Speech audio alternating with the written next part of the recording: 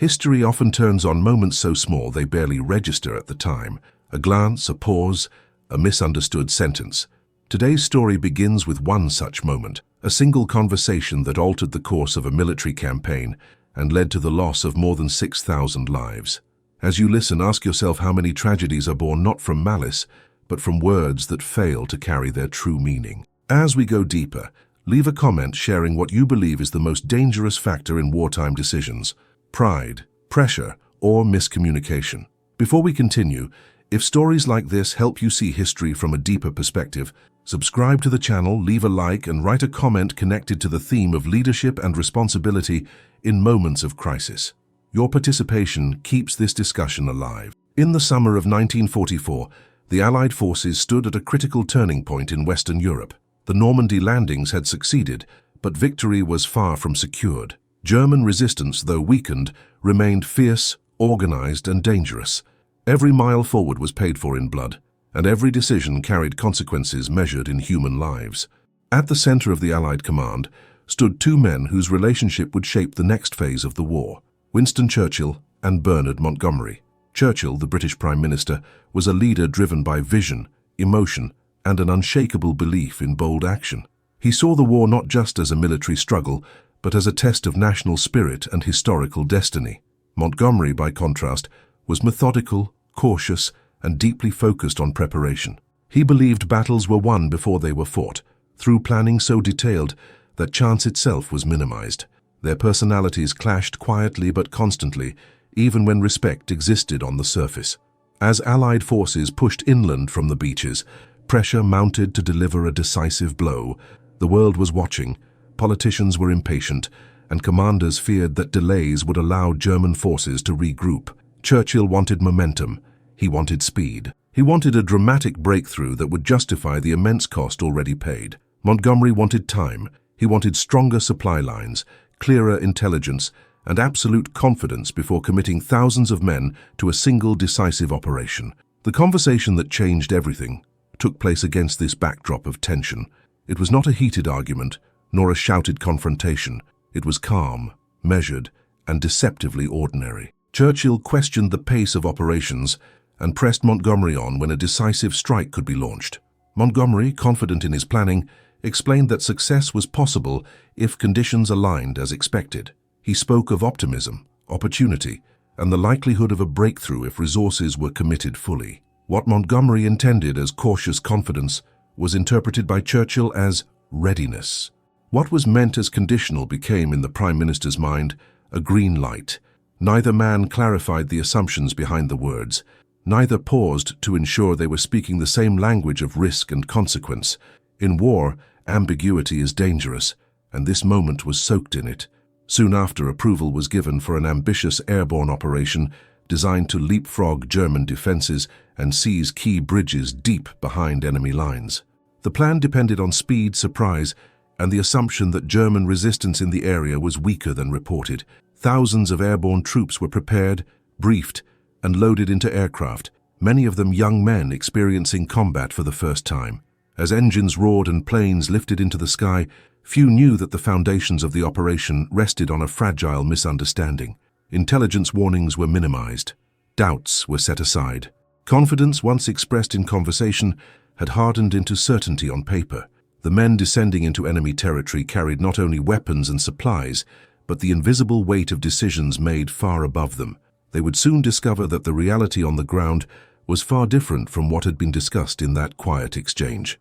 And as the first shots were fired, the cost of that conversation would begin to reveal itself, step by irreversible step, leading toward one of the most tragic outcomes of the entire campaign. The operation unfolded in the early hours with an optimism that bordered on certainty.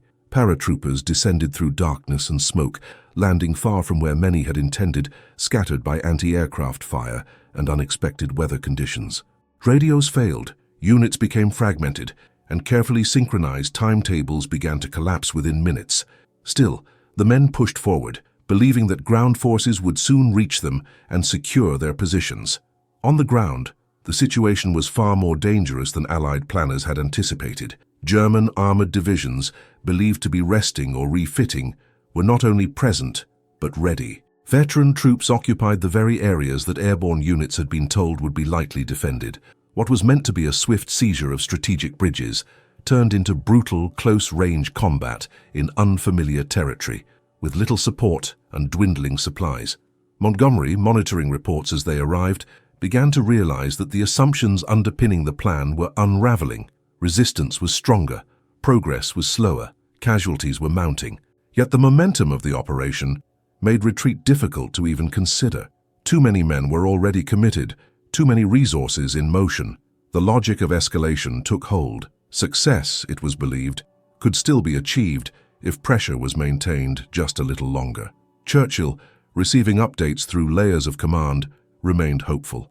Early reports were framed optimistically, emphasizing captured positions while downplaying the cost. In wartime leadership, bad news often travels slowly, softened by those who fear its impact. The Prime Minister believed the operation was struggling, but still salvageable. He trusted that Montgomery's confidence, expressed days earlier, would ultimately prove justified. For the soldiers on the front lines, hope was harder to maintain. Ammunition ran low. Medical supplies were overwhelmed by the wounded. Makeshift defensive positions were carved out of ruined buildings and shallow earthworks. Each passing hour without reinforcement deepened the sense of isolation. They fought not for victory anymore, but for survival, holding ground that had become strategically questionable, yet symbolically impossible to abandon. Communication failures compounded the disaster. Orders were delayed or misunderstood. Units advanced without knowing that neighboring forces had already withdrawn or been destroyed. Requests for air support were misdirected or arrived too late. The carefully engineered coordination between air and ground forces disintegrated under the chaos of real combat, revealing how fragile the plan had always been. As days passed, the casualty numbers climbed relentlessly. Thousands were killed, wounded, or captured. The objective that had seemed so attainable in conversation now appeared painfully out of reach. Montgomery faced an impossible dilemma: continue pressing forward and risk annihilating what remained of the airborne divisions, or concede that the operation had failed and order a withdrawal that would leave many behind. The decision to pull back came too late for many. Encircled troops fought desperately to break through or hold out long enough to be evacuated. Some never made it out. Others surrendered after exhausting every option. When the operation finally ended, the scale of the loss became undeniable. More than 6,000 Allied soldiers were dead, wounded, or missing. What was intended as a decisive stroke had become a sobering lesson in the cost of flawed assumptions. In the aftermath, responsibility was quietly diffused. Public statements emphasized bravery and sacrifice rather than error. Churchill spoke of courage under fire. Montgomery defended the plan as bold but necessary. Neither man publicly acknowledged how much had hinged on that earlier exchange, where caution had sounded like certainty and ambition had filled the gaps left by unanswered questions. Yet within military circles, the truth lingered. Analysts, officers, and historians would later trace the chain of decisions back to that moment of miscommunication. Not a single reckless order, but a gradual drift from conditional possibility to absolute commitment. The tragedy did not stem from cruelty or incompetence alone, but from the deadly combination of pressure, pride, and unclear language at the highest level of command. And as the survivors returned home, carrying memories that would never fade, the real cost of that conversation extended far beyond numbers on a page. It lived on in broken families, unanswered questions, and the haunting realization that thousands had paid with their lives for words that were never fully explained. In the weeks that followed, the silence surrounding the operation was as heavy as the fighting had been intense. Official communiques shifted attention elsewhere, toward advances that could be framed as progress. The failed offensive was not erased, but it was carefully reshaped in public memory, presented as a necessary risk in a war that demanded difficult choices. Behind closed doors, however, the consequences were studied in grim detail. Military planners pored over reports, maps, and survivor testimonies. Patterns emerged that could no longer be ignored. Intelligence had warned of armored divisions in the area, but those warnings had been interpreted through the lens of optimism rather than caution. The belief that speed alone could compensate for uncertainty had overridden fundamental principles of warfare. What began as a bold idea had evolved into an inflexible commitment. Montgomery faced criticism from within the Allied command, though much of it remained unspoken. His reputation as a careful planner now stood in contrast to the outcome. Supporters argued that the concept was sound and that execution had failed due to unforeseen variables. Critics countered that those variables had been known but dismissed. The truth sat uncomfortably between these positions, shaped by human judgment under immense pressure. Churchill, meanwhile, carried a different burden. As Prime Minister, he was responsible not only for military outcomes, but for sustaining national morale. Acknowledging that political urgency had influenced military decisions was unthinkable in public. Privately, however, he wrestled with the knowledge that his desire for a dramatic breakthrough had contributed to the momentum behind the operation. Leadership at the highest level offered no refuge from doubt. For the families of those who did not return, explanations brought little comfort. Letters arrived weeks later, often vague, sometimes painfully brief. Many were told their sons had gone missing, a word that stretched uncertainty into months or even years. The human cost of strategic failure was not measured in briefings, but in empty chairs, unmarked graves, and lives permanently altered. The surviving soldiers carried their own questions. They replayed moments in their minds, wondering whether different decisions might have changed the outcome. Some blamed commanders. Others blamed fate. Many blamed themselves, a burden heavier than any weapon they had carried. In reunions years later, the same stories surfaced again and again, fragments of chaos tied together by a shared sense of abandonment. Historians would later frame the operation as a turning point in how Allied leadership approached risk. It exposed the dangers of allowing optimism to outrun evidence and of failing to challenge assumptions once they gained political momentum. More importantly, it demonstrated how a single conversation, stripped of clarity, could cascade into irreversible action. The exchange between Churchill and Montgomery was not recorded word for word, yet its impact echoed through every phase of the operation. It revealed how power can distort communication, how subordinates may speak cautiously while leaders hear decisiveness. In hierarchical systems, ambiguity rarely remains neutral. It is often interpreted in the direction of desire. As time passed, the tragedy became a case study in military academies and leadership seminars. It was discussed not as a tale of villainy, but as a warning. Decisions made under pressure demand relentless clarity. Assumptions must be challenged, not reinforced. And confidence, when unqualified, can be as dangerous as fear. The battlefield eventually faded back into quiet landscapes, but the lessons did not. Each bridge, road, and ruined building stood as a silent reminder of the price paid when words fail to convey their limits. The cost of that conversation was not only measured in lives lost, but in trust shaken and illusions broken. Yet the story was still not complete, because beyond strategy and leadership, there remained a deeper question: why such mistakes continue to repeat themselves even when history has already shown the cost. To understand that, one must look beyond the battlefield and into the nature of power itself, a perspective that brings the final meaning of this tragedy into focus. Power has a way of narrowing perception. At the highest levels of command, information is filtered, urgency replaces patience, and responsibility becomes abstract. In the case of this failed operation, the conversation between Churchill and Montgomery did not exist in isolation. It was shaped by months of expectation, by political pressure from allies, and by the relentless demand to demonstrate progress in a war that had already consumed millions of lives. Within this environment, dissent became difficult.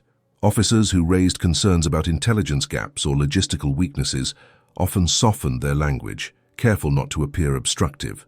Warnings were framed as minor obstacles rather than fundamental threats. Over time, these softened cautions lost their power. What remained was a narrative of inevitability, the belief that the operation must succeed because so much had already been invested in it. Montgomery's planning culture, once defined by precision and caution, was subtly altered by this pressure. Timelines tightened, contingencies narrowed, the margin for error shrank until it almost vanished. His confidence, genuine but conditional, was interpreted by others as unwavering certainty. In this way, leadership became a mirror, reflecting back what those in power most wanted to see. Churchill's role was equally complex. He was not a battlefield commander, yet his influence shaped the strategic atmosphere. His words carried weight far beyond their literal meaning. When he expressed impatience, it translated into urgency across the chain of command. When he spoke of opportunity, it hardened into expectation. The space for hesitation quietly disappeared. As the operation failed, This same dynamic worked in reverse. Responsibility diffused upward and outward, never settling in one place. Each decision could be justified by context, each assumption explained by circumstance.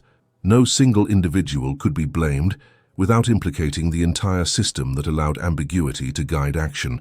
This made accountability elusive, but the consequences remained painfully clear. The tragedy forced a reckoning within Allied leadership. Quiet reforms followed. Intelligence assessments were given greater weight. Dissenting opinions were encouraged more openly. Planners became more explicit in defining risks and conditions. The lesson was not that boldness was wrong, but that boldness without shared understanding was lethal. For the soldiers who survived, these institutional changes came too late. Many returned to civilian life, carrying injuries that never healed, both visible and unseen. Some struggled to reconcile the heroism they were praised for with the futility they had experienced. The gap between public narrative and private memory widened, leaving many feeling unheard. Years later, when documents were declassified and personal letters studied, historians began to piece together the deeper truth. The failure was not merely tactical, it was linguistic. It lay in how uncertainty was expressed, how confidence was perceived, and how silence filled the gaps between them. The conversation that set events in motion did not include lies, yet it lacked the clarity required when lives are at stake. This realization reshaped how the story was told. No longer just an example of battlefield miscalculation, it became a cautionary tale about leadership itself, about how authority amplifies words, how assumptions harden into orders, and how the cost of misunderstanding grows exponentially with power.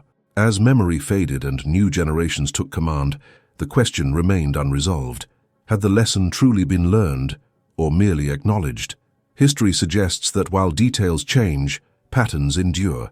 The same forces that shaped this tragedy continue to operate wherever decisions are made under pressure and communication falls short, and so the story moves toward its final meaning, not only as an account of loss, but as a mirror held up to every system that relies on hierarchy, speed, and trust. The last part of this story does not take place in the past alone. It speaks directly to the present and to every future decision where words may once again carry consequences far greater than intended. In the end, the true weight of this tragedy cannot be understood solely through maps, casualty lists, or strategic assessments. It must be measured in the distance between intention and outcome, between what was meant and what was heard. The conversation between Churchill and Montgomery did not order men to their deaths directly, yet it set in motion a chain of events that could not be reversed once begun. History often prefers simple explanations. It seeks villains or heroes, clear failures or decisive triumphs. This story resists that simplicity. Neither man intended disaster. Both believed they were acting in the best interest of victory, and yet good intentions proved powerless against the momentum created by unclear communication and unchallenged assumptions. The loss of more than 6,000 lives stands as a reminder that leadership is not only about vision or confidence, but about precision. Words spoken at the top of a hierarchy do not remain words for long. They become expectations, plans, and finally orders. When those words lack clarity, the cost is paid by those far removed from the conversation itself. For future generations, this event became a lesson etched into military doctrine and leadership philosophy. It demonstrated that the most dangerous decisions are often not the loudest or most dramatic, but the quiet ones made in rooms far from the battlefield. Decisions where no one asks for clarification, where no one challenges optimism, and where silence is mistaken for agreement. The soldiers who fought in that operation are remembered today for their courage, not for the circumstances that placed them in harm's way. Memorials stand where battles once raged, bearing names that represent lives interrupted rather than strategies failed. These memorials do not accuse, they simply remind. In reflecting on this story, the question is no longer about blame, but about responsibility. Responsibility to speak clearly, responsibility to listen critically, responsibility to ensure that when risks are taken, they are understood by all who bear their consequences. This responsibility extends beyond war, into politics, business, and every field where decisions affect lives. The tragedy born from that single conversation remains relevant because it reveals something timeless about human systems. Pressure compresses nuance, authority amplifies assumption, And when speed becomes more valued than understanding, mistakes gain irreversible force.